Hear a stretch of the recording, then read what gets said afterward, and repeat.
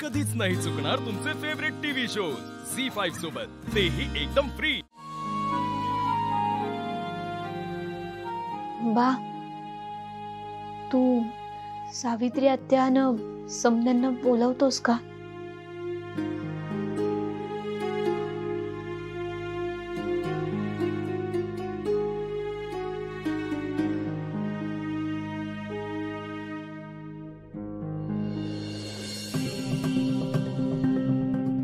काय झालंय? हे बघा, 2 दिवसापासून बंगल्यात कुणी बी जेवलेलं नाही। समद्यांची मनं दुखावली गेली आहेत आणि आपण ती जोडायला पाहिजे। किमान 2 घास तरी प्रत्येकाच्या पोटात जायला पाहिजे आणि एवढं तर आपण करूच शकतो ना। हो पारू, पारू, अगं आदित्य बाबा जेवल्याशिवाय अहिल्या मॅडम जेवणार नाही आणि अहिल्या मॅडम जेवल्याशिवाय आदित्य बाबा जेवणार नाही। मग कसं काय होईल? होईल, आपण मार्ग काढला तर नक्की काहीतरी होईल। समजा आपण घरात एखादी पूजा किंवा एखादा मोठा कार्यक्रम ठेवला तर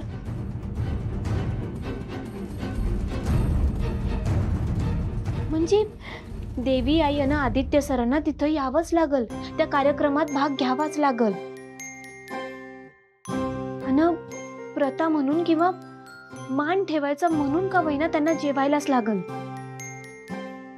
पण असा कोणता कार्यक्रम करता येईल? मला एक सुचतंय, म्हणून तर मी यांना हरीशरावांना घेऊन आलो। म्हणजे बघा, आता पारूचं आणि हरीशरावांचं लग्न लवकर होणार आहे, तर ह्या दोघांचं केळवण ठेवलं तर काय? हरीशराव, तुम्हाला चालेल ना? हो बाबा, मला चालेल।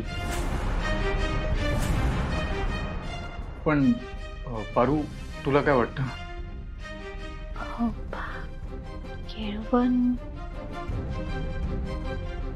हा, म्हणजे त्या निमित्तानं अहिल्या मॅडम मान म्हणून का होईना पण 2 घास खातील का नाही? बरोबर आहे, ही चांगली आयडिया आहे।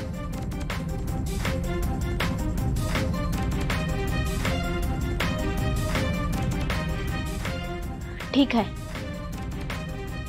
हे केल्यानं जर देवी आई आणि आदित्य सर जेवणार असतील तर करूया आमचं केळवण।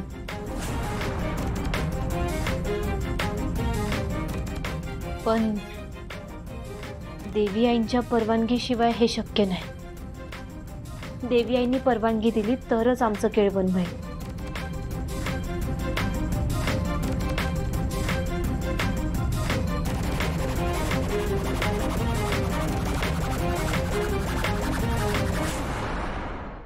झी5 ॲप डाउनलोड करा आणि पहा सर्व एपिसोड्स एकदम फ्री।